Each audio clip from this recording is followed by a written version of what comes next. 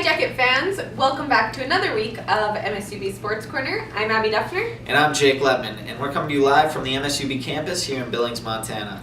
Jake, we have a lot to catch up on with MSUB Sports from last week. Can you start us off with Thursday's events? Yeah, absolutely. So starting off with Thursday, both the Yellow Jacket men and women's soccer teams traveled to the evergreen state of Washington. Unfortunately, both teams came up just short on the field as they lost in close games 1-0. The women's volleyball team was also on the road traveling to Simon Fraser University, where they lost a tough back-and-forth match in 5.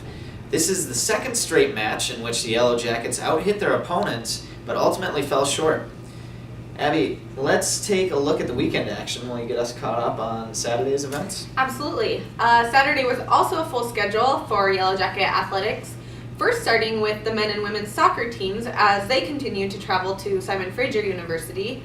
The men's team fell 0-7, making their record 3-9-3 overall and 3-6-2 in the GNAC. While the women's team snapped their 3-game losing streak, defeating Simon Fraser 3-0. Their overall record now is 5-7-2 and 4-7-1 in the GNAC. Also on Saturday, the women's volleyball team continued on the road, making their way to Western Washington, where they got swept in 3 straight sets, making their overall record 3-16. Jake, our cross-country team also had a big weekend at the GNAC Championship. Can you give us a little bit of an update on that? Yeah, absolutely. They were out in Monmouth, Oregon for the GNAC Championship on Saturday. The men's team finished 5 out of 10, while the women's team finished 9 out of 10. And then on Monday night, Abby, the women's basketball team had a big exhibition match against the University of Montana up there in Missoula. It was a very close game, but they ended up falling short 69-65.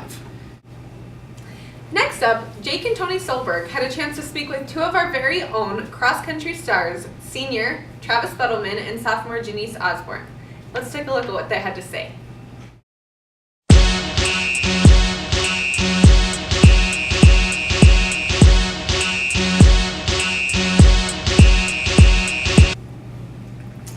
We're here this afternoon with a special treat, runners from the MSUB cross-country team, senior Travis Buttleman and sophomore Janice Osborne. So thanks for joining us here today, guys. And we just want to have you in. We're going to ask you some questions. For a lot of folks at home, we need to understand cross-country a little bit better. I just know you guys run a whole heck of a lot, but I'm not entirely sure what that all entails. So why don't we start off with recapping the season, and you guys just got back from the GNAC Championship, so why don't you guys let us know how that went? Okay, well, yeah, we just got back from GNAC. Leading up to the GNAC, the guys team had won 4 meets and then finished 3rd at the University of Montana Open. By far our best season that we've had as MSUB's cross country has been around. And I think that propelled us into GNAC pretty well. We were preseason ranked 3rd, and then we didn't finish quite how we wanted to. We had some injuries and illnesses and ended up finishing 5th, but I feel like that's given us a spark to go into regionals and hopefully finish in the top 5 to get that berth to nationals. All right. So how about from the ladies' side of things, Janice? Well, on the women's side of things, I guess kind of what we've been focusing on lately is a lot of individual improvement. The guys have been really inspiring. Like as a team, they've been just packing it up and running together and working out harder together. And so for the women, we've kind of been focusing on getting to our best individual performances, because that's really what's going to pull the team performance along. So we had some pretty high hopes about running as a pack together in conferences in Oregon, and that went pretty well. We learned some things. We ended up taking 9th, and so our goal is to improve on that as we go to regionals. Yeah, that sounds good. All right, for those of us that don't know a lot about collegiate cross country, how does that go about? Because there are differences between, let's say, high school and collegiate. How long of a race do you run? Well, for the women, we run different length races. Usually our typical race is a 5K, which is just over 3 miles. As we move into the higher division of races, so for regionals and conference, we actually run 6K, which is about 3 3/4 of a mile. I drove that far once. One time. It was pretty risky. So what does an average week look like as far as practice and preparing for those distances? Because obviously you can't just get off the couch and go out there and run that. Well, for the guys, we've actually been training by far the hardest that I've seen in program history, and we've been since summer putting in 80-mile weeks, and that's pretty incredible to see how far this program has come to get guys to actually put in that type of time and effort into running. And right now we're dropping down to 65, 70 miles a week while we're in the championship portion of the season, and I feel like we still need to get a couple guys healthy, but everybody's still moving along. So Janice, has a personal, how was your season? How did your season go?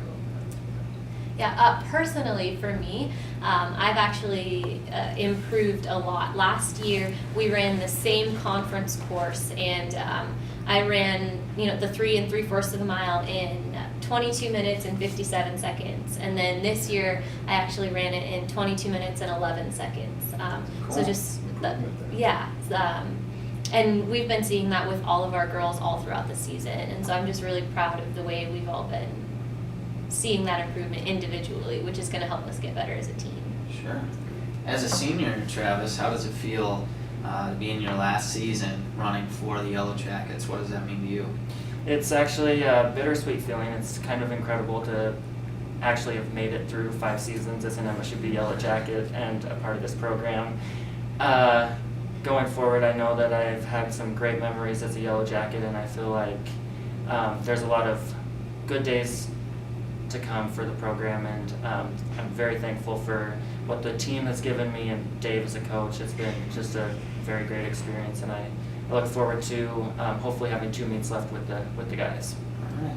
Well, and I'm going to cut in. I don't know if you guys know how awesome Travis actually is, but he's gone through multiple hip surgeries during his 5 years as a collegiate athlete.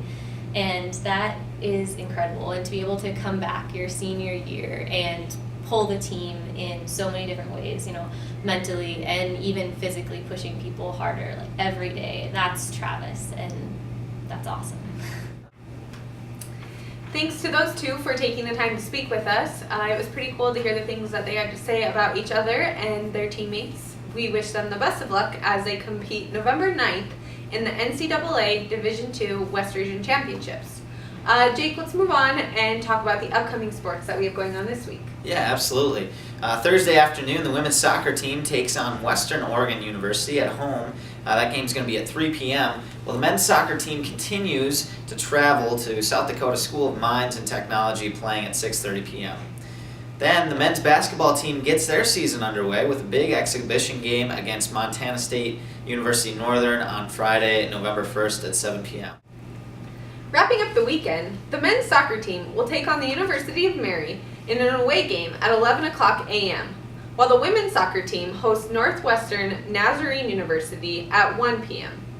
Then on Saturday, the women's volleyball team has another home game against Seattle Pacific University. That game is at 7 p.m. in Alterowitz Gymnasium.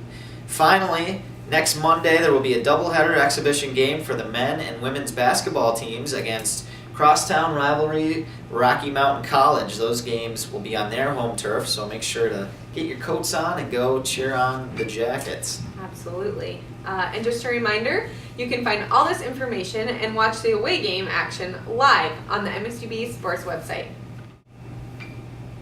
All right, as you may have noticed, we are both kind of decked out in our pink gear in support of Breast Cancer Awareness Month in October. Alterowitz Gymnasium was also turned pink for the Think Pink Night for volleyball. Jake was able to get some footage on that for us. Let's take a look.